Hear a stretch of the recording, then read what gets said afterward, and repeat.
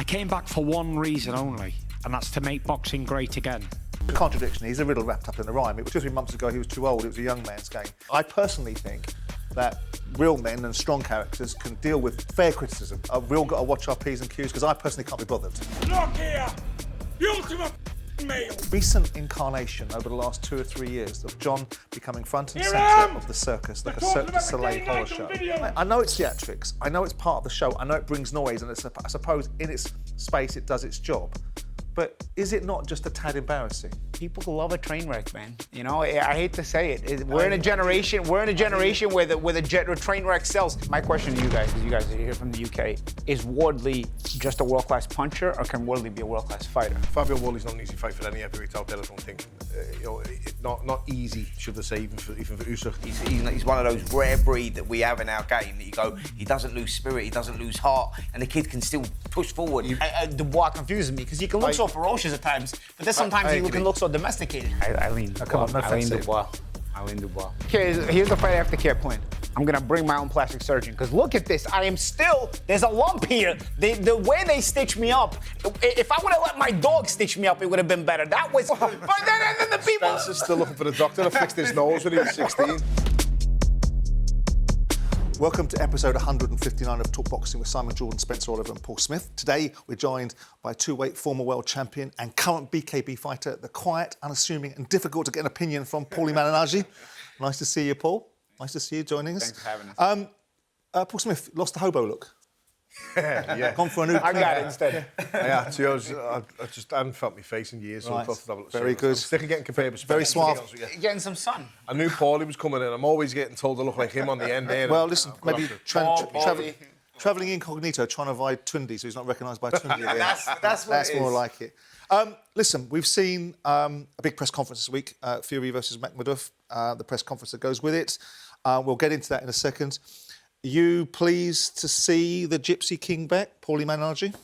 You know what? I don't think it's a bad thing at all. You know, I think Fury always generates a lot of headlines. He didn't go out on a terrible note either. I mean, losing to heavyweight champion Usyk in some competitive fights. Nobody's ever really dominated Tyson Fury. You think of somebody who's when they're finally finished, they end up getting dominated, end up looking like they don't belong in the ring anymore. I'm not quite sure Fury ever got to that point. You know, he even in the defeats to Usyk, he was very competitive. So he kind of left you with a bit of a curiosity. And for that reason, he's also a bit of a character, ex-heavyweight champion. He's a lightning rod for attention, so to speak, and viewership. Yep. And I think that's why probably Netflix put the fight together. How do you think he looks, Spence? Yeah, I thought he looked good. I think that mentally he's in a good place. Physically, he looked good as well. He's been working well out in Thailand, and I sort of agree with Paulie. I think that he's a massive addition to the heavyweight scene. He has been over the last 10 years, and I think it's good to have him back. You know, we need the characters. Look, are the legs still there? We're going to find that out. Makhmudov is a tough opponent, and you've got to respect him for picking Makhmudov, to be fair, because it will test his character, and we will find out what Fury's got left. But, yeah, I'm pleased he's back. I think it's good for the heavyweights. Well, rather than us ruminate on him, let's hear from him himself in the discussion he had about coming back from his 5th retirement. Why did I come back to boxing? Very, very, very interesting question, and there's only one answer to that. And the truth of the matter is, I came back for one reason only, and that's to make boxing great again. Since I retired for the 5th time, over a year ago, boxing for me has gone on a downward slope. It's become quite boring, and boxing is at its maximum potential when Tyson Fury's actively fighting. And I didn't say that. An AI, the cleverest AI on earth, said that, ChatGPT. So believe that. And I'm coming back to make boxing great again. Like Donald Trump wants to make America great again, I want to make boxing great again. And with me, I brought back the biggest streaming platform on earth, Netflix. First fight back, fighting at a 60,000-seat stadium. I bring a circus, I bring an entourage, I bring entertainment, I bring action, I bring cameras, I bring everything to the sport. And it's something that I'm so passionate about and I love. You know, I was enjoying being retired. If I was on a decline, I'd say it. I'll be the first to say, you know what, I don't think I've got it no more, and I won't box, but I don't feel as if I've lost anything. I feel like I'm in my prime still. I feel fast, I feel good moving, I feel everything's really good. I've been away in Thailand training, as everybody knows. It's been well documented all over my Instagram for the past however long. I know he's a giant. He's bigger than he says he is. He says he's about 6'4", but I think he's about 6'8". He's a big man. Knockout puncher for 14 or 15 first-round KOs. And they say, why did you choose someone so dangerous as Arsenbek Makhmudov? Truth of the matter is, if I fight a pudding, I don't get turned on by that. I have to fight somebody dangerous to make me want to even train, make me want to even take it seriously. So now I know I've got a dangerous knockout artist in front of me. I really will focus and get my teeth into the training camp. And I suppose the biggest turning point in this comeback for me was a tragedy that happened with Anthony Joshua. I was on holiday with my family in Thailand for Christmas, just to get away from the rain. Sick of the rain, it was depressing me. And then I hear all that bad news that's gone on. And I thought, you know what, life is very, very short and very precious and very fragile. And anything could happen at any given moment. And you should never put things off until tomorrow or next year or next week, because tomorrow is not promised to nobody. The Bible says tomorrow is not a gift. Tomorrow ain't promised. Tomorrow is a mystery. So we have to live for today. And me living for that day, I made my mind up there and then that I'm going to come back to boxing because it's something that I love and I'm passionate about and that I've always been in love with. And there is no tomorrow to put it off to. So that's why I'm back today for this big fight. So Tyson says a lot there, and a lot of it, I think, is pretty much common sense and logical, isn't it? You don't put off to today what you can do, or tomorrow to what you can do today, and obviously challenges in life and circumstances. But when he comes back talking about making boxing great again, Paul, I mean, what do you make of that? I mean, I think boxing's in a good place. There's lots of challenges. There's always had lots of challenges. But when you hear Tyson referring to as he's back now to make boxing great again, are you buying into that? Do you subscribe to that view? I'm subscribing to his view because to him boxing's probably when he's not in it, and boxing he's probably sitting on the couch and sitting in whatever lovely house he's in because he's earned it, talking about boxing and saying it's better with me involved, as probably someone like that would. I just don't understand why he's retired so many times to come back when inevitably we know you're going to come back. It's a bug. It's a bug to all of us, and I think speaking as fighters who've done it and who are at a similar age, I would give anything to be able to go back and do it again. So he's right what he's saying about not putting it off. But I hope he doesn't kick himself for the time wasted when he's had these mini short retirements, because he's at the wrong end of 30, shall we say, to do that and take that time off. But I'm glad to see him back. I think boxing's always going to be better with him in. I think he's a contradiction. He's a riddle wrapped up in a rhyme. It was 2-3 weeks ago, 2-3 months ago, he was too old. It was a young man's game. So, you know, no one's surprised in he's doing what he's doing. Where is the landscape for, say, talkSPORT now? We've had various issues with Tyson over the years. It would appear that the same narrative is going to be peddled out again, which is if you disagree with Tyson Fury or say anything that he thinks is critical, you're a hater and you're banned. Is that landscape going to change? Because I personally think that real men and strong characters can deal with fair criticism. Criticism where people are being personal about what you are is not legitimate criticism. Yeah. But where are we with the landscape of we all got to watch our P's and Q's? Because I personally can't be bothered. Well, unfortunately, I think that all started, didn't it, a few years ago with Tyson Fury and talkSPORT and the feud between the two with the YouTubers that were around and obviously taking little bits that you have said or little bits that I've said out of the conversation and throwing it to Tyson Fury and making talkSPORT look bad. He didn't bother to look at those, research those and see exactly what was said. And but he still refused to talk to you guys yesterday, didn't he? Absolutely, yeah. So, yeah. And I don't think that's ever going to change. I think that's, like Tyson Fury's made his mind up. He's one of those guys. Yeah. And, yeah, I don't think it's going to change. Which kind of irritates me that we cover it. But I guess he's such a big name, you have to cover it. We're giving him the currency that he doesn't reciprocate. But we are where we are. When we look at him talking about not employing a trainer and doing and detailing his own thought processes, what do we think of that, guys? You know, it's interesting because I think when you get older, you're a bit more stubborn and set in your ways. So I'm curious. I'll be honest. I didn't hire a fight trainer for my last fight, for my bare knuckle fight. You know, like I just self-trained myself. I hired some conditioning coaches to work on nervous system training because I feel like that helps my reflexes and helps my reaction time.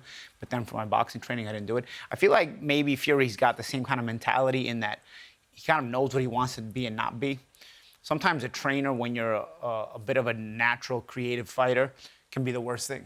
Sometimes you get the right trainer, he can help you, but you get the wrong trainer when you're a natural creative fighter, it can actually be a detriment to you. So I assume maybe at this point in his career, because he knows what he wants to be and he knows what he doesn't want to be, he doesn't kind of want anybody else's input in that, and he kind of has a set idea of what's going to make him good and what's not going to make him good.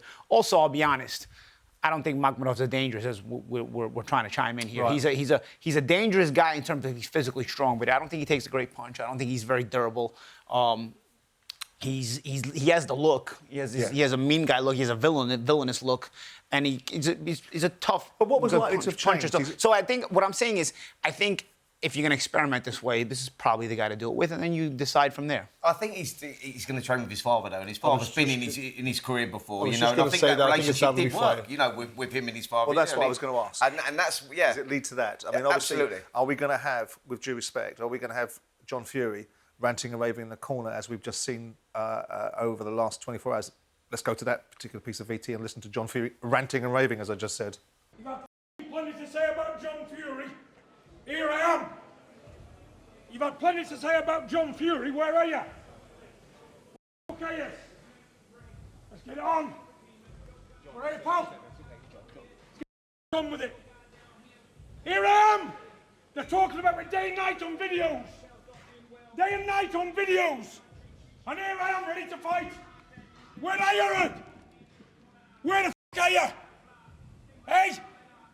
The world's been calling me a You know me, Lennox. You know I'm no coward. I was going to fight you in A-Day.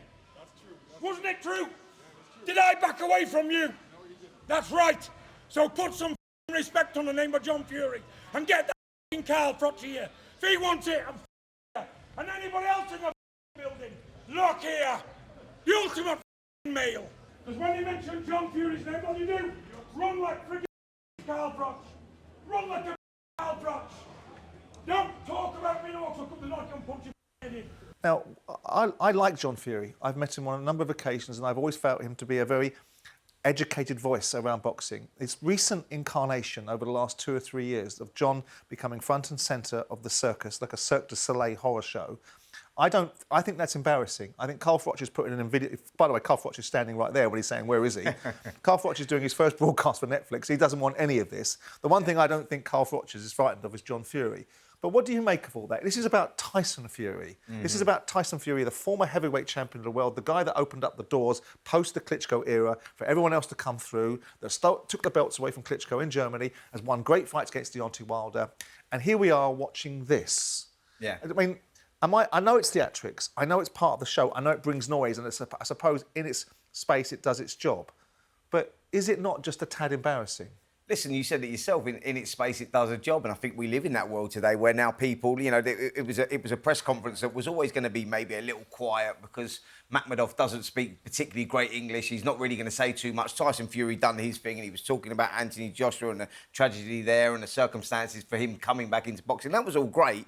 But that John Fury always adds a little bit of spice, and that's what gets people watching. So I suppose it's done its work.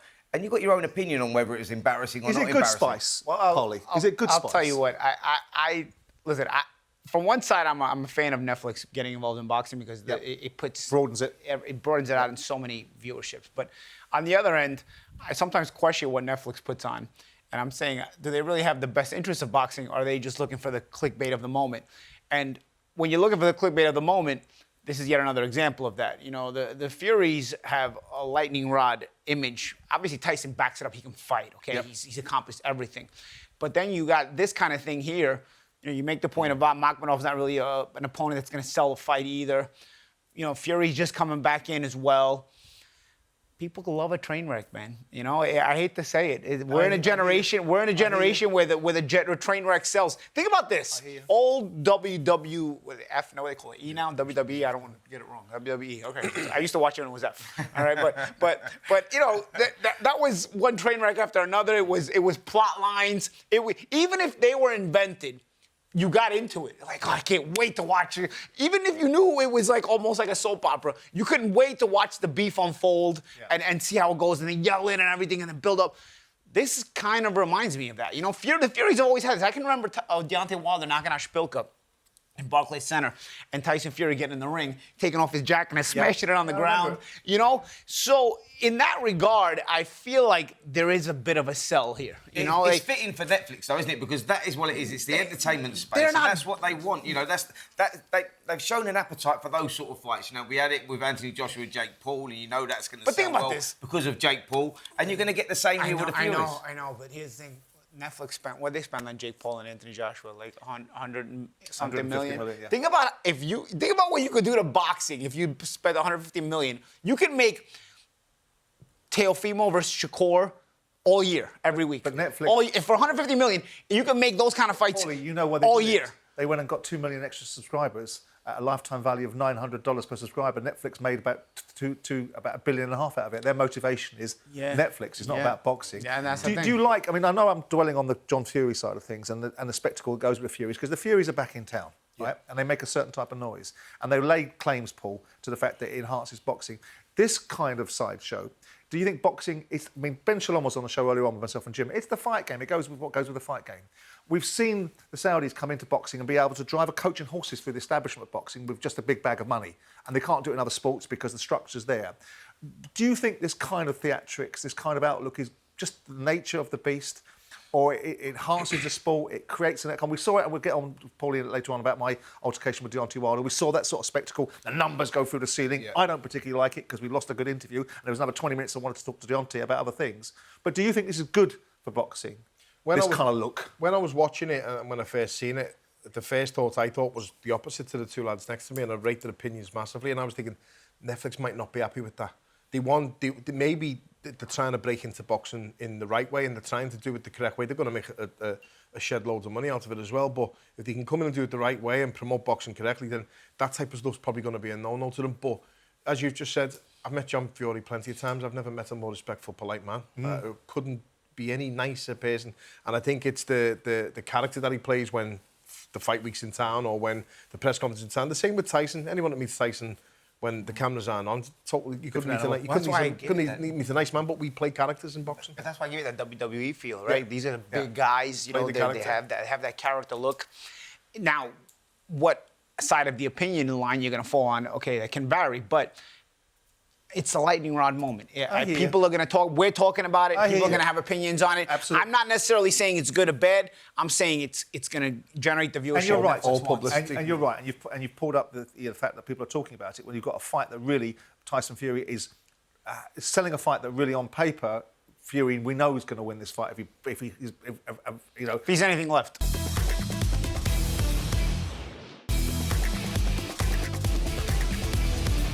Listen to Tyson Fury talking about potentially facing the winner of Fabio Wardley and Daniel Dubois. Fabio Wardley, Daniel Dubois. Is that a fight that's on your radar, given that there is a world title in that conversation? Is that a fight that you're looking at for the winner? Without looking past my man here, who's as dangerous as both of those guys, that's one fight that would definitely be interesting to me, and we definitely can make it because we're all in the same stable. We're all under one banner. So them fights can be made quite easily, I would say. But yeah, just take one fight at a time, because you know many men have failed at the first hurdle looking past opponents, and that's something that I've never ever done in my life, look past anybody. I always focus on the opponent in hand. So I've got to give Makhmudov his respect, because he's definitely a dangerous hombre and a big scary looking dude for sure. And he can whack, he can punch. I'm waiting for Frank to remind Tyson of that in the future, that it's going to be easy to make because they're in the same stable when the broadcasting deals come into play, and Tyson's an exception to the broadcasting deal that Queensberry have with DAZN and whatever else. We'll see. Do you expect Tyson, Paulie, to fight the winner of Dubois, Wardley? I would be shocked if he doesn't. You know, I think the ultimate goal for Fury is another crack at Usyk. Right. And I think the only way you make that interesting, because you're 0-2 against them, and so you've got to generate that international appeal for that fight, I think, is to pick up a piece of the heavyweight title. And so the winner of Wardley and Dubois is going to have a lot of momentum, Yep. win a piece of the heavyweight championship, and also have that momentum. Fury winning this fight gives him a little bit of momentum going into that fight. Then he can steal that momentum if he beats the winner of that fight, because that momentum that the winner of that fight will have will be a very good amount of momentum. What did you think of the fights with? I mean, you've touched upon it earlier on in the show about the fact that he's not a diminished force as a result of the fights with Usyk. He hasn't been beaten up and handing over the baton to the next generation and a clearly vanquished fighter. But when you look back on the two fights with Usyk, what were your takeaways? And are you keen to see a third with Usyk? I mean, I wouldn't necessarily be against it. Here's my one criticism of what boxing's doing recently. It's becoming sort of an elitist type of thing where you got the up-and-comers who are trying to break through, now not getting a shot. While the old times boxing, the up-and-comers that are breaking through eventually pick up the older guys, beat them, and keep the wheel turning. Now, you're starting to see in boxing, the guys who are already in the money, the guys who are established, sort of have this Hollywood feel like, I got to fight one of my own peers instead of these young, hungry lions. But this is the way the sport continues. If you don't let these guys come in here, the wheel keeps turning. You know, you saw Canelo not doing that. Yeah. You saw Gervonta Davis not really doing that. And I feel like, okay, I do have an interest in Fury and Usyk, but at the same time, I want to see Tama. I want to see Jalalov, who nobody talks about Jalalov, mind you, okay? I want to see Caballel, who's getting a shot at Usyk at least. But I want to see these other guys sort of start to enter the fray. Yeah. You know what I mean? Where they start to put themselves into the mix, because eventually these are going to be the guys that are moving in. Well, you can't just, when we're done playing, then you guys can play. That's not the way boxing is supposed to work. No other sport works that way. Not even boxing used to work that way. Now it's starting to sort of move into that direction. So I am interested in Usyk and Fury because, you know, there is entertainment value to it. Yep.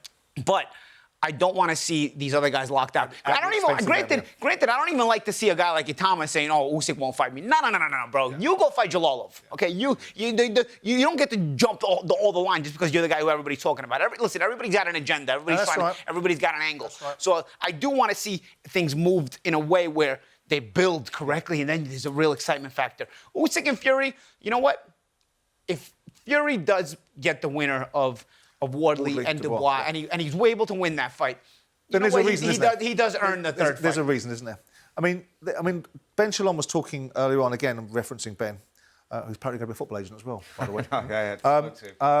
About a monster of an undercard. You hearing about the undercard at Tottenham Hotspur Stadium? No, the only fight that I've heard that's rumoured to be taking place is for the British heavyweight title, and that's Richard Riakporhe versus Jamie TKB. Yeah. Apart from that, I haven't heard anything, no. OK, well, Fury's comeback is one of 4 big heavyweight fights that are coming up. We've obviously got Wardley versus Dubois, Fury versus Makhmudov, we've got Atoma versus Jermaine Franklin, and we've got TKB potentially versus Richard Riakporhe.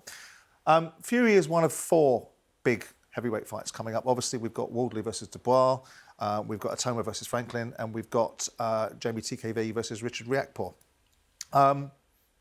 Wardley's all signed, sealed and delivered now, isn't it, Dubois? Yeah, we've got Derek Chisora versus Deontay Wilder coming up as well. Yeah, of course. Yeah, so, Wardley's all signed, sealed, delivered. So we've got 5? We've got 5, yeah. Wardley's all signed, sealed, delivered. I think that's May the 9th up in Manchester. I believe that fight is taking place. So, look, listen, that's an interesting fight. It's a great fight. You know, Fabio Wardley will start the favourite with momentum, with what he's going through. Daniel Dubois coming off that defeat to Alexander Usyk. But I don't think that will affect him too much. Wardley does get hit. Daniel Dubois can whack, so it gives him a big chance. Although you have to go with Wardley, it's one of those fights you go, you know, 2 Brits for the world heavyweight title, great fight. Absolutely. Where are you, Paulie, looking down the barrel of a Wardley perspective on this fight? From Wardley perspective, I think it's a shootout of a fight. And I think Wardley, is intelligent to get Dubois right now, because you don't know how Dubois' mindset is at coming off the knockout loss to Usyk. Because let's remember, Dubois had a lot of momentum before the Usyk rematch.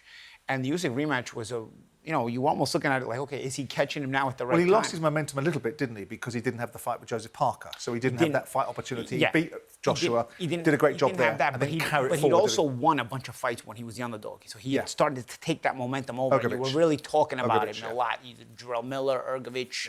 I think he'd stopped Miller as well. You know, he was in good form. So to get knocked out you remember the first fight, the reason he had the rematch is because the first fight was kind of controversial. To get knocked out the way he was knocked out, I have a curiosity about where his confidence is at, where his head is at. Because Dubois is sort of like that. You know, he's kind of hot and cold, as we've seen in his career. So I think Wardley getting Dubois right now is kind of smart because Dubois, if he starts picking up momentum, can be dangerous. But if you got Dubois, who's an unsure Dubois, he sort of can look the polar opposite of a guy who has all the momentum. But it's interesting. And especially that Wardley can punch and get him out of there. It's interesting because obviously a change of direction to Tony Sims and then back to Don Charles. Yeah. And we had Don Charles in the studio the other day talking specifically before he joined back with Daniel Dubois about Daniel Dubois fighting Fabio Wardley. Let's have a listen to that.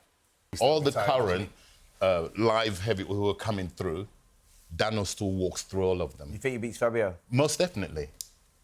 Easy work. Well, I mean, I think that's what a lot of people thought about Fabio. And I think probably Joe Parker thought it was going to be the same. Easy work. I can say that do you for a lot of reasons. OK, fair enough. Paul, pick up the comments from there. Easy work. What do you think of that? He probably had no reason to say it as well because he wasn't part of the team at the time. You know, he obviously likes Daniel. He obviously got a lot of faith in Daniel Dubois, and he knows more than This is not easy work, though, is it? because no, Fabio Wardley's not an easy fight for any heavyweight out there. I don't think. Not easy, should I say, even for Usyk. But it's also what Paulie's saying is correct, and I've said it time and time again until I'm blue in the face. This battle, fight, whatever you want to call it, whatever way it goes on the night, could come down to that, and could come down to that. And as I've said in the past with Dubois, I have my issues with him. One thing Fabio Wardley's not going to do is back off, take a step back, quit, or look for a way out. He is there to the final bell, as has been proven and I think in that's previous why fights. And that's why I think it's a great Don fight. was saying what he was saying, because he's saying, listen, it's all about mindset. Don recognises that it's not about the physicalities with Daniel Dubois. Never has been. You know, he's a big, strong guy, and like if you get his mind right and he's that self-belief there. And that's what Don will be working on with him. His mind right. There's not many that should beat him ever. No. It's then a shootout because Fabio Wardley is there to get hit, and Fabio Wardley's there. You know, he's shown a lot of character as well, and that's why you have to lean towards Wardley because he's got the character. He's shown the character, and he can tough it out. Is it? You know? Is it? I mean, we've discussed, without wanting to be disrespectful or to sit there as resident psychologists, about the wiring of Daniel Dubois. I'm not thinking that he carries losses the way certain people do, in terms of the damage to him. Do you think it's the right fight for Daniel to go into? I mean, at this point, I don't know. I would have probably, because of the psychological issues, I would have maybe took one in between, especially a puncher like Wardley. Dubois is a strange one to me, though. You know, because if you look at even in the Usyk knockout, I observed something in the Usyk knockout in the rematch. You see Usyk celebrating a center ring. It was a magical moment for him. He celebrates in the ring. Yeah. Dubois just gets up and walks right past him, like just like. I mean, I personally, if I'm knocked out like that, I would have went around by the ropes. I would have got out of the way. I would have stayed out of the picture. Like I would have just, okay, I've taken my lump. I got knocked out. Let me move away from this. He just walked right past the middle of the ring as if like nothing happened. Like, oh well, I got knocked out. Like I don't understand the psychology of that, and that's where Dubois confuses me because he can look so ferocious at times, but then sometimes he can look so domesticated. Wardley's ferocious. And I looked at it from a different perspective. I looked at it as how can you walk in a perfect straight line back to the corner? Yeah. If you can walk in a perfect straight line back to the corner, you can jump up on 8 or 9, and you can finish. Do you think, Paul, that he? I mean, the big question about Daniel and the debate, and sometimes it's an unfair one, and it was answered in the fights post the Usyk fight, because I was there when he fought Joe Joyce. And there was a lot of vilification, and his corner should have looked after him better and perhaps taken him out and maybe avoided some of the vilification. And people like David Hay piled in and didn't know the backstory of a broken eye socket and all that sort of stuff. Then it sort of replicates itself again in people's minds, because once a narrative is seeded about something, press and people are lazy. They've made their mind up, but they keep on recanting it, bringing it out again. And when he fought Usyk, the thought process was again potentially the gag reflex came in. He didn't have the mental attributes or the ability to overcome the adversity. Is he mentally strong enough, Daniel Dubois, to go in against Fabio, who we know is mentally resilient, who we know has a certain outlook, we know has been constantly in every single fight except Justice Hooney being the underdog, and overcome and his backstory is he's a white-collar fighter, he's never going to be given, and of course he goes in and he beats Joseph Parker and rips up that narrative. Do you think there's any jeopardy in the fact that Fabio is so mentally resilient, overcomes all of that backstory, all the adversity that he's had to experience in becoming what he's become, and then Daniel Dubois' mental makeup? Do you think there's anything in that? In my opinion, if the fight goes late, yes, if the fight gets past 6-7 rounds and it's a war and it's a tough fight, I think when things start getting tough and difficult late and he starts to tire late and the fight gets then I think I've seen him take a little step back or look for a way out. And that to me is probably symbolism of what's been happening in the past. When things get hard in the gym or when things get really hard, it feels like you're being forced to do things and pushed. You're looking for the side door. Early on, if that's a shootout, I don't think there'll be any problems mentally with him. I think early on, if it's a shootout... Because he can cope with that. I think he'd be okay with that. That's just a fight. And the size of him, the attributes he's got, the tools he's got, he's a big lump as well and he can fight. Make no mistakes about that. I've never doubted any of that. If that comes early, I think, like you said with Ergovic, you know, early on, he'll be okay. If it gets into the latter rounds and the tiredness and the fatigue creeps in, then I think we could see things. But I think it's an unbelievable fight. I think it's a very good fight. My question to you guys, because you guys are here from the UK, is Wardley just a world-class puncher, or can Wardley be a world-class fighter? Can he be a world-class fighter? I think he can be a world-class fighter for sure. I think that, yeah, absolutely. Like, he's shown character. Like, he's got this rare thing, and you'll understand this, Paulie, that when a fight is not going your way and it's round after round, and you're looking at him, like when he boxed Justice Hooney, I'm looking at him, he's walking back to the corner after round 5, after round 6, his head's down, you're thinking, he's near breaking point. Every fighter's got a pain threshold. Every fighter, you know, he's getting the soul drawn out of him. You know what I mean? You're looking at that and you go like, he's got to quit at some point. At some point, he's going to go, I've had enough, I'm done. But he doesn't do that. He's one of those rare breed that we have in our game that you go, he doesn't lose spirit, he doesn't lose heart. He can get into round 10 and he's 10 rounds behind, or 9 rounds behind, getting into round 10, and the kid can still push forward and find something for someone. That's a world-class attribute. The nose injuries he's had in the past as well. Absolutely. There's no quitting and there's no he's shown that against Fraser Clark in that first fight. You know, he was tough and he hung in there. There was moments when it looked like he was going to get beat, but pulled himself back. Justice Hooney was a classic, was winning round after round. So you go, when you show that sort of character and you're a world-class puncher, you've got a chance right up until that 12th round. And I think that is a rare attribute. And he is improving boxing-wise as well. His ability levels seem to be improving. He doesn't look out of place when he's in these mega fights now with the belts. And the Parker win will have certainly raised his confidence level. Absolutely. So who wins this fight? Start with you, Spence. You have to go with Fabio Wardley just on momentum at the moment. But I've picked up on something that Paul was saying there. You go, the first 6 rounds of this fight is a shootout. And it can go either way. That's a 50-50 fight because Daniel Dubois is a dangerous guy for any heavyweight on the planet in those first 6 rounds, especially someone that stands in front of him. Fabio Wardley is that guy. He will stand in front of him. So you go, it's going to go either way. But the longer the fight goes, I think only when you look at characters of both guys, you go, that's when Daniel Dubois loses heart. Fabio Wardley doesn't lose heart. It actually shows a lot of spirit in there. And for that reason only, you have to go for Fabio Wardley. But you can't write Daniel off. It's one of those great fights. But he didn't lose heart against Baby Miller, did he? And he didn't lose heart against Filip Hrgovic either. No, that's what I'm saying. But I think that Fabio's just has that little bit extra in edge when it comes to that second half of the fight and those penultimate rounds. When you get into those rounds, 10, 11, 12, when it, you know... The only question is, has Fabio been hit as hard by anybody as Daniel Dubois? That's the point. He might get hit and stay hit. I like a bet on the boxing, on the football, on whatever. If I have a bet on that fight, it will be Wardley early, Wardley late, Dubois early. I'd still back Dubois early if it becomes a shootout in that with the power-wise, strength-wise. Now, the thing, with my opinion, my issues with him have been in the Joyce fight and the Usyk fights. In those fights, there's an argument with the Joyce fight aside, but he wasn't expected to win the Usyk fight. I think when it got hard, that's right. He was expected to probably beat Ergovic. He was expected to beat Miller. He was probably expected to beat Joe Joyce. I think it's just a bit of a bully mentality where the bully started to get bullied late on. When he beat Hrgovic, Hrgovic was undefeated. Was Hrgovic is a very good fighter. Hrgovic was an avoided guy. That's a low-key good win. At the moment he beat Hrgovic, it was a very difficult fight. Conundrum is that the one time that Fabio Wardley was expected to win was the one time that he nearly lost. In terms of Justice Hooney. But Hooney, I was there, and Hooney's a little bit of a mover though. But with Daniel Dubois, he is dangerous when someone stands in front of him. That is when he's at his most dangerous, and that's why you're just there and you're going, I don't know what way that's going to go. Paulie, who's going to win this fight? I don't know, man. I lean Dubois. Come on, no offense. I lean Dubois.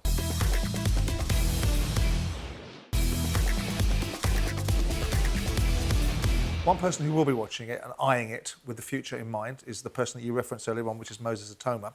Moses is fighting Jermaine Franklin. 2 questions for you, Paulie. Do you think Jermaine Franklin is going to give him rounds? He's never been stopped, right? Well, he's never been stopped, but he doesn't knock anybody out, Jermaine Franklin, so he doesn't present a real threat to somebody. And I don't think he's fought anybody he fought Anthony Joshua on a rebuild. that Anthony Joshua was trying to navigate that fight. He fought a Dillian White that Dillian White was potentially showing what we saw eventually in the Moses Atoma fight. He's not fought anybody like Atoma and what we think Atoma is. So 2 questions for you. Does he give him the rounds in your mind's eye? And what are you having this backstory of Moses Atoma? Do you think he is what we all begin to think he might be? Listen, I think Atoma is an exciting guy, and I look forward to continuing to watch him. But I think Franklin also knows how to go rounds. You know, Franklin will choose not to try to win the fight just so he can go rounds. You know, there's guys who show up like that, and you guys know, sort of that journeyman mentality.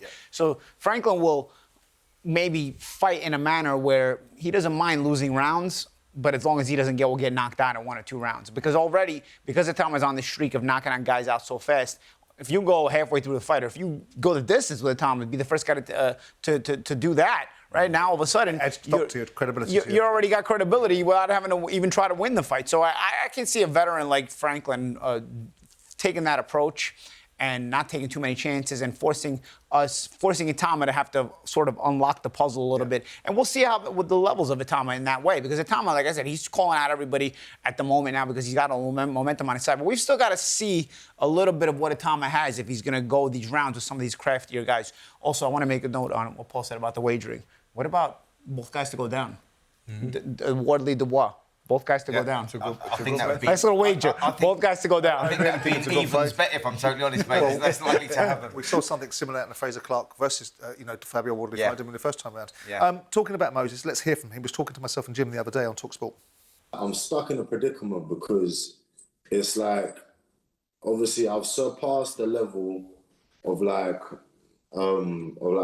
British level. So obviously, I'm going on to European world level, but the European world level fighters are holding too much value to fight a young guy like me because obviously it could be a career-ending loss. But then obviously the guys who's got the belts, Fabio Wardley and Usyk, I mean, they've earned the right to do whatever they want, and I guess they probably wouldn't fight me either. So obviously Fabio's in the same gym as me as well. So it's just, I'm in a sticky predicament. Do you get the feeling, Paul, that he's getting a bit frustrated? I spoke to George Warren about potentially him fighting Kubrat Pulev a while ago, and Pulev put some astronomical number on what he's prepared to get into the ring for. Do you think that Moses is getting a little frustrated with the backdrop of A, people that won't really want to fight him because economically they're going to do it at a price that isn't going to be paid, and B, there's a little bit of the expression that you always say, which is the chairman of Who Needs Him Club? Yeah, but I am a massive fan of Moses Atoma. I think he's unbelievable. I think he's brilliant. So don't take this in the wrong way. I mean, I don't think he has the right just yet to be frustrated about the champions of the world. Yeah. You're a young prospect coming through, an exciting prospect, by the way, one that I will put my money on to win world titles. I think he's the real deal. I think he's got it all and he will get there. But at the moment, you're saying like British level, go win the British title quick, or go win the European title, or go and, there's fights out there that could maybe get yourself in mandatory positions for the European title so you can get it, and then wait a little bit patiently. Usyk's going to be gone soon. Yeah, once he goes, then that division is there for the taking for Moses Atoma, in my opinion. WBO number one, WBA number one, WBC number 4. What I'm saying is that he has surpassed that, so when you're looking at it, I think that you go like, if you look at a Murat Garcia, the WBA regular champion, that's a perfect route for him because it's a fight, it's a winnable fight for him. I think that fight's there. It gives him a little bit of strength. Garcia's last fight was on the IBA, he won it. So yeah, that fight to be there for him. Whether he can make that promotional-wise, I don't know. But that fight is there. But for me, if you want to just keep busy, just go and fight these fighters until them belts free up. The WBO, you're number 1, but the WBC is going to get called next, isn't it, with Caballero? Yeah. So straight away, you're already being told you're not next in line. So go and get whatever fight you can in the meantime. I agree with Paul, because from one perspective, you see Atoma speaking in a way where it makes a lot of sense. He's too good for a certain level, but he's too dangerous for the higher level. But then again, on the other side it's hypocritical, because like the guy I mentioned before is in the same position, and he doesn't mention him. Jalalov. He's not mentioning Jalalov. Jalalov's in a position where, he could fight him. Jalalov probably would fight him. But you know what? He mentions everybody but Jalalov. So, there's always going to be an agenda. That's probably a super fight of the future, Jalalov and Atoma. And like you said, these guys are all going. So, but this is what I mean about these guys have to be let into the room. Yeah. And that's what I mean about there can't be this elitist break where we can't let them fight these big names because these guys are still around, they have to retire. No, why can't these guys knock these guys off and retire them? Well, I suppose it's a bit like research and development. It's a bit like investment in a product. If you've put a lot of money into something, you want to see it rinse every last penny out of it, and the next guys come along. But I was looking at atonement. If he walks through Jermaine Franklin, I understand your argument, and of course I'm going to bounce to it. That's a big statement. If he walks through Jermaine Franklin. Yeah, I think it is. And I was looking at who he should be fighting, and I was going, should he be fighting Bakoli or a Jagba, or Hrgovic, or Zhang, or even Lawrence Okoli, or Gassiev, as you mentioned, or Frank Sanchez, or Justice Hooney, or any of those? I mean, are those sort of names? If he like walks those names. They're the names, all of those. That's where the guy picks up his experience whilst he's waiting for that shot, whilst he puts himself in that mandatory position. All of the names that you just mentioned there, that's that next tier of fighters before you get onto that would be great, wouldn't it? Absolutely. Names would I be mean, Jogba's in the Zuffa pool, so he probably doesn't count anymore. Right. They're on their own pool. But the other names, It's I mean, those kind of names, I think they all those names you mentioned make a lot of sense. Talking Even what about like a Guido Vianello? There's a raft. I mean, what we want to do. I mean, if he walks through Jermaine, and I've got this feeling that he will. I said this on here. I wouldn't be surprised if he just makes a statement and he can get him out of there fast. Too quick, as you say, because he's Franklin, coming to survive. Yeah, because of that. Even if he just and he's jumps worried. on quick, it's hard to knock a guy out that doesn't want to get knocked out. And Franklin knows his way around the ring. That's the other side of it. Now, what if the opposite happens? What if you got a guy who knows how to survive, and now all of a sudden you see some little frailties in Tom that he's got to work on and say, okay, well, maybe he's not quite ready yet, but we'll go back a little bit. Then you get a Vianello. Moving from one American heavyweight to another, did you see any of the footage of Deontay Wilder on this show a couple of weeks ago? I heard about it and didn't see it. I saw Deontay Wilder's last fight, though, and I went to sleep. Well, I'll tell you what. I was so disgusted from watching Jake Paul and Chavez, I switched over to Wilder, and I'm like, I'm not doing this again. Rather than ask you rather than ask you a question about something you haven't seen, why don't we play it to you? You can have a look and see what you think. I wanted to move you on to Tyson Fury. And I don't want to talk about him. No, you're going to. We're here about this. No, but you're going to. We're not going to talk about him at all. But as part we're of not going to talk about him at all. Understand that? No, fair enough. All right, then. So let's move on. It's all about David Chisora, and that's it. I understand that. The only back, baby. Y'all understand that? You better be. April the 4th is going down. The only reason at the O2, you better be there. Fabulous. You'll be a square. The only reason I mentioned it is because it's part of the shtick that goes with you. And I missed you first time round when you came in here 3 years ago, when you were in your pomp 4 years ago doing Bomb Squad and all that sort of stuff. And I've always wanted to have a conversation with you because you've made observations about Fury. I have my own views on Fury. And you've called him a cheat. And it leads me the biggest in boxing. Yeah, but it leads me to a conclusion. Biggest in boxing. If somebody practicing, taking their stuff out of their gloves in training, what you think they're going to do in the fight? Yeah, but... That's all I got to say about that, I want to put something to you about you, right? And Fury just happens to be the hook for it. That's all I got to say about him. You talked about being cheated in that fight. You talked about water being spiked. You talked about your Game of Thrones outfit being too heavy for you. I didn't say that. You said it was too heavy for you. I didn't say that. Okay, well I might be wrong on that one. You talked about the long. Y'all took a journalist that said something because y'all, everybody wanted to come in. Oh, wow, boom, boom, boom. You talked about a long count, right? And then you talked about the trainers, Mark Breland not being good enough. No, I ain't say he wasn't good enough. So what I'm asking you in all of this is, it sounds to me, given the character that you are, that's like a little bit flaky. You lost those fights, and those fights were lost. And you saying that someone like Fury cheated you in those fights, I think is kind of disappointing to me. You can say what you want. I know the truth. I have the facts. Okay. Understand that. Because when the documentary and everything that started coming out, I'm going to show everything. Fantastic. I'm going to get all the people that know and all the people that's in the inside. He got people that the inside of him that know. I don't give a about that. I'm not a Fury fan. I don't give a about it. I said we didn't want to bring him up in the first place. It ain't got to do with him. Fair enough. That is a very short snippet of what was a very strange outburst that led off into race and white privilege and oppression and all kinds of stuff.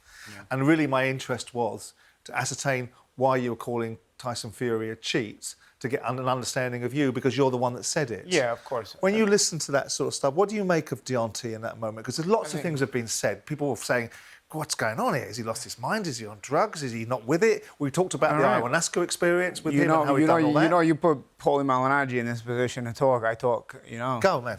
People may not always like what I say about these kind of things, but I just watched something that I had heard about, but now getting a more complete view of it. Okay, so first of all, I'll start off with the softer side of it. I think it's a bit immature to say those accusations about Fury and then have a chance to explain yourself and not really explain it. I thought that was a bit immature of him, because that was a moment and an opportunity to really put it to light in the way he wants to put it to light. Because from the outside looking in, it looks like it's just sour You grapes. can't stand it up, yeah. Sour grapes, yeah. No, but now we're going to give you the opportunity to sort of shed some more light on it here. Stand it up. And instead he doesn't want to talk about it. So you're leaving the public to just think it's just sour grapes, right? I mean, that's still what it looks like to me. Second of all, with the glove especially, I mean, guys, we've all boxed. I mean, the glove, when you put it on with the hand wrap, with the gauze, there's nothing moving. I mean, it barely fits you to begin with when you're fighting. You can't pull it. You can't pull it unless you really pull it off. You know, I mean, it's real. I mean, that was. Here's the thing. I'm gonna lead into this first, okay? I remember working Deontay Wilder fights when it was very early in his career. Working them on the small shows on Fox Sports in the United States, small arenas in like Mobile, Alabama. He was a really nice guy, like sort of that Southern hospitality type of culture that is in the South of the United States. A lot in the African American community, especially. Really good, like wholesome family type of vibe you got around him. And I sort of always had felt that and I'm building up into this time because it's going to come back up. Good. And I felt like the fame started changing him a little bit, you know? Right. And I feel like that Hollywood vibe got to him and he started changing a lot. And I remember being in Showtime fighter meetings, right, when he was fighting on Showtime. All of a sudden, this guy started coming up with like 30 people. And they were in the background. That's fine. Okay, you can have your entourage. But it was literally like anything he would say, like, I'm drinking orange juice here. And 30 guys would be like, yeah, champ. And like, you know, when I put my glove on, yeah, champ, what? I was like, what am I watching here? You know? So it was like almost like this transformation of a person going down this direction. There was a perception in the studio that was the Bronze Bomber coming back, and that ultimately the fighter that we saw vanquished by Joseph Parker, vanquished by Zhili Zhang, that's gone off and done ayahuasca, that is a compound that actually strips you back and takes away all your ego, has gone. Do you think when you see and hear Deontay Wilder that we're ever going to see the Deontay Wilder that once upon a time struck fear into the minds of heavyweights? Do you think that's gone now? I do think that's gone. That's gone? He was a very good fighter at one time, but I do think that's gone. Yeah, I mean, it happens to everybody. It eventually, for some it happens sooner, for some it happens later. Wilder had a pretty dominant run for a time. He did. Even his last fight, Fury. And even his last fight, he didn't seem. But it's also interesting, and I'm going to move you on to BKB in a second, but I just want to close this last section off with the same rhetoric about cheating is now coming out of Tyson Fury's mouth about Alexander Usyk. So you've got Wilder saying that Fury has cheated. You've now got Fury saying that Usyk has cheated. So I want to ask you as fighters, is this a protection mechanism for fighters to be able to... What did Fury say about Usyk? He's saying that Usyk cheated. In what way? He's been cheated out of 2 fights. Oh, that he felt like he won the fights. And he also called Usyk a cheater, didn't he? No, so is it as fighters? It was the judges basically. But he also said Usyk was a cheater as well. So what I'm saying is, my question in all of this is not to be arsehole clever, is this a protection mechanism within the confines of fighters to be able to say, I didn't lose that fight because it enables you to build out to the next thing? Remember Holyfield used to never thought he lost a fight? Remember Evander Holyfield? Every time he never used to think he lost a fight. I mean, maybe for some guys they don't want to admit the end, you know? I remember for a long time Evander Holyfield never thought he lost a fight. Remember at the post-fight interviews? Yeah, it's tough. It's a tough one because obviously you're losing, and a lot of the thing I see with Wilder is he's always trying to... I always get the impression with Wilder, again, I just see typical American heavyweights or American fighters a lot of the time. More interested in actually how it looks than what it actually is. A lot of people in life are like that nowadays with social media and that. And you'll look at any excuse then. But what I couldn't grasp is, you call him Fury, you cheat, you're saying he's removed gloves, padding from the gloves. Stand it up. If I'm Fury, you're getting a letter straight away. Like, you call him my... You call him my integrity, and I was a fighter. Also, what he did to Mark Breland was absolutely incredible. That was my point. Like, that Mark Breland has one of the best reputations in the business. All of us in New York know Mark, especially coming up in boxing. I watched him fight Lloyd Hannigan. Forget about what kind of fighter he was, and how much I felt he helped Team Wilder in his when he was added to the team. But to do that to the person, Mark Breland. That's kind of what I said. Right, listen, we filled in Deontay Wilder.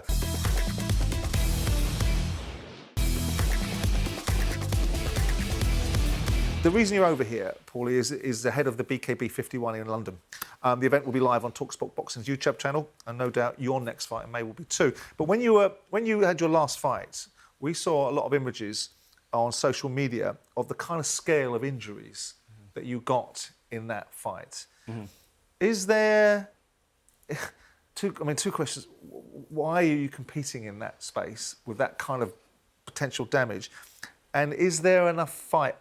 I mean, look, Paul. I mean, those are strong. Those are cuts. Images. Those are cuts, though. Yeah, I mean, look, the cuts are a lot. Well, you know, see, for me, cerebral hematomas are worse, and you don't see them. But you posted that for a reason. But Paulie, I think the question is here, because you had such a successful professional boxing career, you know, you've done everything you wanted to achieve. You're retired from the sport. You recognise it, and I get that you get an itch, and you want to go. You want to scratch that itch, and by doing that, you go into BKB, which is the ultimate gladiatorial sport. And I understand that, I totally get it. When you come out and you sustain injuries like that and 3 broken ribs as well, you go, where's the motivation coming from after that? Like, what's the reasoning behind that? Okay, I took 2 things. So one of them is it's a title fight. I want to win the BKB title. So when it got presented to me, stylistically, I also think I match up well with Rolando D, the champion. He's a different puzzle than Tyler Goodjohn, but I also think I match up well with him.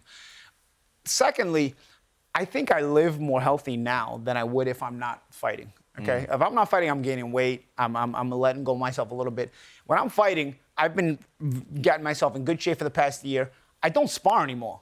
The reason I don't spar anymore is because I tried to spar last camp, and my whole body hurts so much that I'm like, I'm never gonna make it to the fight if I spar like I used to. So it's funny because I used to watch Rocky movies and say, yeah, right, you can't go through a training camp without sparring. And now I'm doing that. I'm the old guy doing that. But so I go whole training camp, I keep in great shape, I diet well, and I'm not sparring. So what damage am I taking? I'm taking it on fight night. The motivation is winning and also feeling good. Yeah, but you've done it at the highest level. And I'm making some good money.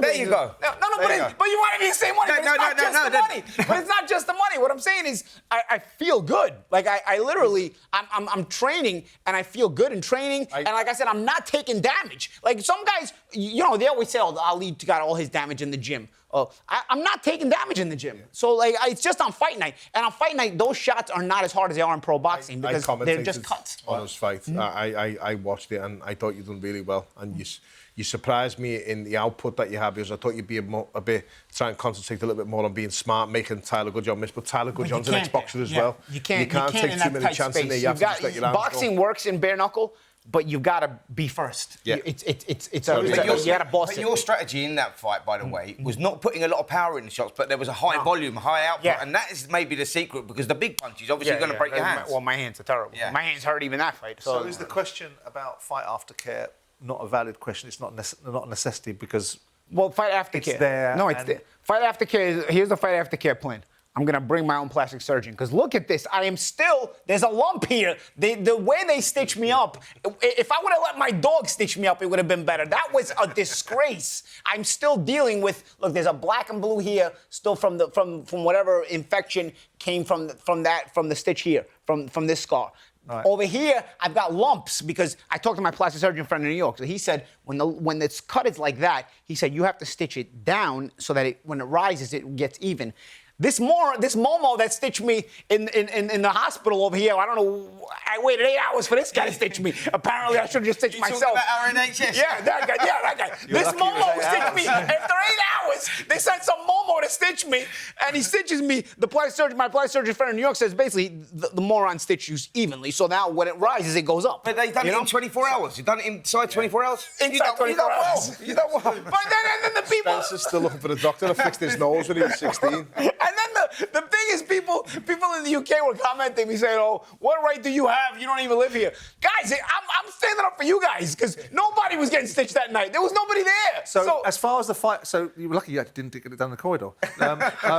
So you're I'm doing it myself next time. The fight aftercare is where it needs to be. Yeah. The fact that you had to have some surgery, some stitching, is nothing to do with the fight aftercare. That's to do with the hospital that you went to. But as far as you're concerned, no issues with this sport, no concerns about it. Everything is where it needs to be. The quality of support structures is in place. I think everything is fine because I'll tell you, Simon. Because I don't like your face in that picture, mate. That is a shocker. Yeah, but you know what? It heals. All right, you heal. Can I ask you know what I don't like? I'll tell you what I didn't like. They didn't have ice at the hospital. How do you not have ice in the hospital? My hands are like this. Give me some ice. Get some ice in your hospitals out here. Paulie, so can I ask this one question? Ice, no ice. So you're going to scratch this itch again. You're going to get this. You're fighting for the ultimate, the BKB title. Yeah. You win that title. Is it one and done? I mean, I'd like for it to be. You know, I'd say that Depends on the commerciality of it. yeah. You know, I'd like for it to be. Who knows? Maybe I'll come back with gloves and fight Pacquiao. There you go, because you know, then I'll have Let's get into this weekend's events. We've got a fight between Mario Barrios and Ryan Garcia. Barrios is a fighter that I think that somewhere along the line Conor Benn would like to fight and thinks he can beat. What's your thoughts going into this fight, Paulie? I don't rate Barrios at all. Every time I want to give Barrios a chance, a little bit of a chance to say, okay, he's pretty good, he looks worse and worse and worse. I still wonder how this guy's even a world champion. I'm shocked. He fought for a vacant belt, didn't he? Well, yeah, I guess the welterweight division was kind of weak at the time, and now it's starting to kind of sort of grow back into place. I think that would have been Conor Benn's best chance to be a world champion. Mm-hmm. It's not to say Ryan definitely beats him. But Ryan, on potential, should knock out Mario Barrios, I feel. But Ryan's so inconsistent. Let's be honest about this. So the Ryan Garcia that beat beat Devin Haney. You know, he failed a test after that. Yeah, that performance, you look at that and you go, he looks incredible. And now we know the reasons for that. You know, when he boxed Rolly Romeo last time out, he looked terrible. He looked like he wanted to He beat looked it, terrible, but that was mate. momental, though. Yeah, but if you look at that, you look at performances, you go, hold on, you're coming off the Devin Haney performance and you look sensational. Oh, and then you get popped for drugs. Then you come in and obviously you're clean and you box Rolly Romeo and you look terrible. You go, off that performance, you go, Barrios probably starts favourite. Yeah. How many times do we see it though? We see people fail the test and all of a sudden the next performance, they're terrible. Like, for me, the line should be drawn. You failed the test. That's it. You should be fighting for the WBC title. You shouldn't be fighting for this title. It just doesn't sit right with me. Boxing the way it is, it's just and I think a lot of people will concur with that view. And of course, you've got to bring into the fact that Garcia, in lots of people's minds, quit against Gervonta Davis. And could have gone in the same way that people questioned that Daniel Dubois got up, walked across the ring. Garcia decided not to get out. Mario Barrios is He's drawn his last two. They were praising Manny Pacquiao. I didn't think Manny Pacquiao looked good. I thought he looked like an old man. Just Barrios is so bad. They made Pacquiao's performance look good. I mean, with all that to one side, who are we looking at to win this particular fight? I mean, we've all felt, and we've discussed it in this little brief exchange, that the best opportunity that Conor Benn had, and we'll ask you a question about him in a second, was to fight Barrios. We all think that Barrios is not a great champion. We all felt that Manny Pacquiao getting in against Barrios and the outcome of that fight sort of showed you where Barrios was. But insofar as the fight's concerned, who are we picking as a winner? Garcia should win. Yeah. He should win. Speed should be a key factor in this one, and I think that he'll get off with the shots first. Barrios is one of those guys that walks forward in straight lines. There's no head movement. You know, there's no real vision in what he does. In his work ethic. But there's a big but. If Garcia boxes like he did last time, you know that he gets beat. My biggest pet peeve. You brought up all the technical stuff about Barrios. My biggest pet peeve about Barrios is this: he's a tall guy. He's 6 feet, 6'1", who jabs on his front foot. I mean, dude, that's stuff they should have taught you in the amateurs. A 6'1" guy who jabs on his front foot. So of course he's gonna get hit with every counter right hand and every left hook. That's why I can't see him not getting knocked out. Ultimately, yeah, Ryan may be inconsistent with this. There's a counter right hand waiting. There's a counter left hook waiting on that front foot jab that I still can't understand how this guy got this far jabbing on the front foot like this. We've seen him go down on counter right hands. We've seen him. You can't miss him. You can close your eyes and throw a counter right hand over that jab. He's jabs on his front foot at 6'1". Now, I've seen tall guys fight on the inside at close range. They don't jab. You know, Diego Corrales was great at that. Guys like that. This guy tries to box you. He tries to box you, not bang with you, and then he falls in on the front foot and then jab. I mean, that alone against a puncher like Barrios should cost him the fight. I mentioned Conor Benn and his mission statement to get back to 147, Paulie. Do you think he does get back to 147 and fight at that weight class? And do you expect him to go in against either one of these guys and beat them? I think Conor Benn at 147 is a good, solid fighter. I think Conor Benn's a good, solid fighter overall, but I think he's just short of world-class level. I don't see him as a world champion, but if you get the right guy, like a Mario Barrios, I think Conor Benn would be Mario Barrios. I'm not sure he beats a Ryan Garcia, but I think it would, you know, people would watch the fight. I personally, I know there's people are high here on Conor Benn. I personally rate Conor Benn just below world-class level. But a guy who's good enough to fight at, compete at world-class level, and obviously an entertaining fighter. Singing to the choir. Saturday night, we've got another big British domestic dust-up between Josh Warrington and Leigh Wood. This is going to be a good fight, Paul. I mean, I know that we saw Josh Warrington in his fight against Anthony Cacace and thought, oh, is there anything left there? We saw Josh Warrington in his first fight against Leigh Wood, dominating the first fight and getting caught by Leigh Wood. And obviously we've seen Leigh Wood go in and lose to Cacace and at that time potentially suggesting he was going to retire if he lost that fight. He did lose it, but he's not going to retire. But this is still a good fight, isn't it? There's still a lot in this fight that could be intriguing for us all. Yeah, I'm saying this a lot recently, and it sort of coincides with what Paulie's saying about the club. Like a lot of fighters who I have no problem with them fighting each other, but I would against them fighting the prospect because I think he's a little bit long in the tooth at the moment. So this fight for me, it's a good fight. I'm trying my best to talk myself out of mentally going because it's one of them that I wouldn't mind going, to be honest with you, and watching this live. I think it's going to be a really good fight. I can see probably similar type of fight to last time. Can you? Where Josh dominates. He's always going to... I don't know about dominate. I think he's going to try and set the best pace that he possibly can because that's how he is going to win the fights. That's his... He did dominate. I'm not blind. I mean, I don't have the experience. Yeah. He did dominate the first 5 or 6 rounds against Leigh Wood, didn't he? He did, but Wood's... he's that character again, isn't he? Look, the Michael Conlon fight, when you go back to that, when he got floored in the second round, he he's getting beat up did. round after round, but he sticks in there and he hangs in there and he's got that mental toughness and the punch power to turn it around. But you're right in what you say, you know, they've both had long careers and they've both been talking about retirement in recent times and whatnot, so it's a perfect fight for both of them. Where does the winner go off the back of it? You know, is he looking at like a Josh Padley? That's the question I was going to ask you. Yeah, he's looking like a Josh Padley, that's that the sort of question I level. was going to ask you. I mean, Josh Warrington, whether we like the statistic or not, has won 2 of his last 7 fights, right? And we are now billing this fight as a last man standing. Both boys we really like, right? We really like Leigh Wood, we really like Josh Warrington. One of them's going to win and one of them's going to lose, unless we've got some perverse outcome that ends in a draw. It's billed as a last man standing. Where does the winner go? Potentially. If I'm totally honest, I'd like to see them both retire off the back of it. I think it's a good payday for both of them. They've both had great careers, and you just go, you know what, it should be one and done for the pair of them. But the winner will, you know, he'll be tempted by another fight. And you do look at someone like a Josh Padley, who's just picked up the European title, and you go, that's pretty much where they're at because they're not world-class level anymore. And I think that, you know, I think that's been plainly obvious for everybody to see in recent times. You know, you look at Anthony Cacace, who's beat both of them, and you say that's a different sort of level. So, yeah, I think that you're looking at Josh Padley for the winner, maybe. Before we finish the show, any news about your younger brother, Callum? He's got to come to London tomorrow for a press conference. So we'll be talking about that next week, will we? We'll be talking about that next week. I'm pretty certain, yeah. He'll be down to London tomorrow if he doesn't miss his train or get lost, knowing him. He'll be there, yeah. Call him up, make sure.